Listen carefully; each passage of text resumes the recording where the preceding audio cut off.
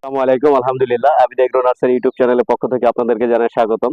দর্শক, বরাবরের মতো চলে আসলাম আজকে আমাদের নার্সারির একটি ভিডিও নিয়ে। আমাদের সেই সালাউদ্দিন ভাই, যার ভিডিও কিন্তু আপনারা এর আগেও আমাদের কাছ থেকে দেখেছেন বা আমাদের ইউটিউব চ্যানেলে দেখেছেন।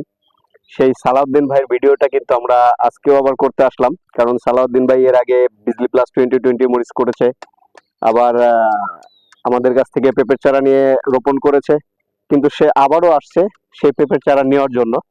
দর্শক, একটা কথা আপনাদেরকে বলি সব সময়, যে আধুনিকভাবে চাষাবাদ করলে অবশ্যই সেই চাষটায় সঠিকভাবে যদি আপনি করতে পারেন, সঠিকভাবে যদি আপনি ইনভেস্ট করতে পারেন, তাহলে আপনার প্রজেক্টটি লস 0%।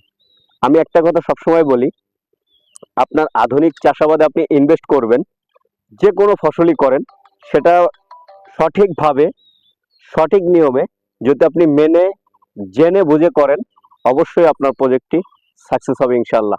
আমরা সালাউদ্দিন বার কাছ থেকেই শুনবো তার সেই স্মার্ট চাষাবাদে যে নতুন সে আসলো, কিভাবে আসলো, এটাতে সে কিভাবে আগ্রহী হলো, তার মুখ থেকে আমরা সেই কিছু কথা শুনবো। আসসালামু আলাইকুম। ওয়ালাইকুম আসসালাম। ভালো আছেন ভাই? জি আছি আলহামদুলিল্লাহ।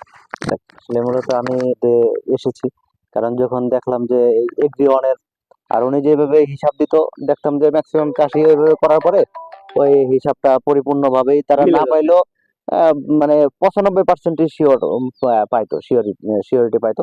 তো ওই সুবাদে তারপরে হলো আপনার সাথে পরিচয় হলো। আপনার আপনার পরিচয়টাও যে দিল, সে বলল যে না ভাই খুবই সৎ এবং তার প্রত্যেকটা চাষি অনেক ভালো। আপনার থেকে ওই হলো অনেক সবজি নিছে, এখনো নেয়, মানে আমাদের এখানে একটা ছেলে তো সবজি বিক্রি করে, তো ও আমাকে পাঠাইলো যে ভাইয়ের সাথে পরামর্শ করতে পারেন আপনি সবজি চাষ করলে।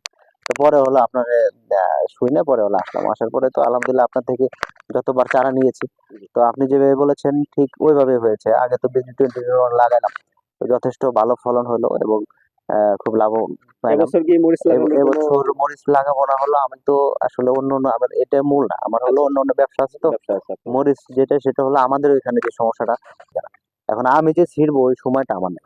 যার কারণে হলো যে অনেক জায়গায় আছে যে মহিলারা ছিঁড়ে দেয়, একটু সহজে আমাদের এখানে এই মরিচ ছিঁড়ার লোক পাইতেছি না, দেখে হলো আমরা ওইভাবে চারাটা আলহামদুলিল্লাহ দেখলাম যে গ্রোথ খুব ভালো।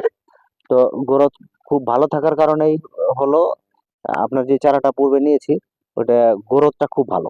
ভালো ভালো থাকার কারণে মনে করলাম যে ভাই তো অলরেডি অনেকজনের কাছে বাধা দিয়ে রাখছে, তারপরও আমি আপনার অনেক জোর করে এই চারাগুলো নিলাম। শুধু আপনি আমার দিলেন তো খালি আমার আমি মুখে কিন্তু দেখতে আপনাকে, আপনি আমাকে দেখছেন যে আমি কোনো ভালোবাসার কথা বলতেছিলাম, আসলে ভালোবাসার খুব খাতিরে শুধু সমস্যা। চারাগুলো দিলেন, তাছাড়া তো আপনার এখানে আসলে আসলে অর্ডার দিয়েও পাওয়া যায় না। আলহামদুলিল্লাহ আপনার সততার কারণেই তো আমরা জানি যে আপনার চারাগুলা অর্ডার দেওয়া লাগে অনেক আগে থেকে। যে তো আসলে এই জন্য আমি আপনাকে একটা ভিডিওর মাধ্যমে একটা ই দিতে চাই, সেটা হলো আপনি যেহেতু আল্লাহর রহমতে আপনি এখন ভালো ইসে আছেন, তো সেই ক্ষেত্রে চারাগুলো একটু বেশি তৈরি করে রাখবেন, যাতে আমরা যে কোনো সময় চাইলেই পাওয়া যায়। যদিও অর্ডার দিয়ে নেওয়া লাগে, যাতে আমাদের অর্ডারটা 15 দিনের ভিতরে দিতে পারেন, ইনশাআল্লাহ ওই সুবাদে আমরা। তাছাড়া আপনার তো অনেক দীর্ঘ টাইম নিয়ে অর্ডার দেওয়া লাগে, তো এই জন্য হলো আমি চাইবো যে আপনি একটু পরিসর করেন, আর একটু ছড়ান, তাহলে আমাদের জি জি জন্য আপনারা দোয়া সুযোগ করবেন হবে। অবশ্যই। আমি আমি আপনাদের উদ্দেশ্যেই একটা কথা বলবো। অবশ্যই আমি 1400 চারা নিয়ে কিন্তু আমার এই নার্সারি কার্যক্রম শুরু করছি,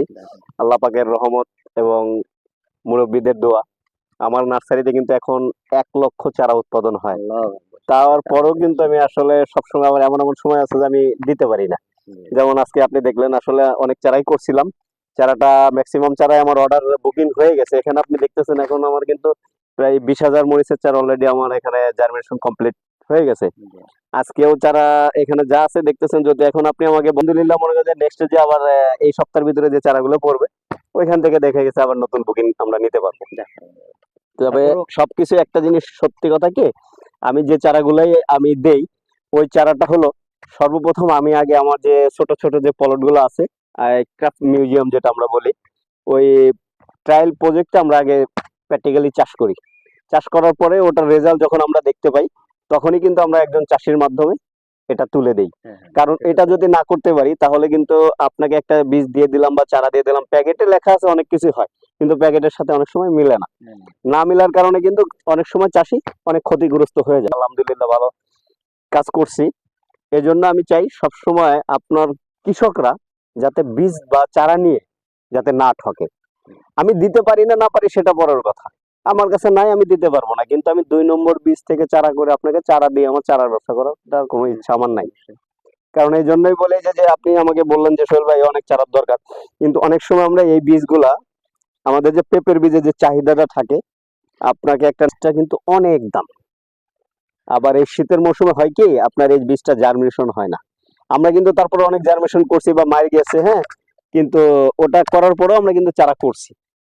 তো ইনশাল্লাহ চেষ্টা করব আপনাদের কথা মতো আরো করার জন্য, বা আরো বড় করবো, ইনশাল্লাহ দোয়া করবেন।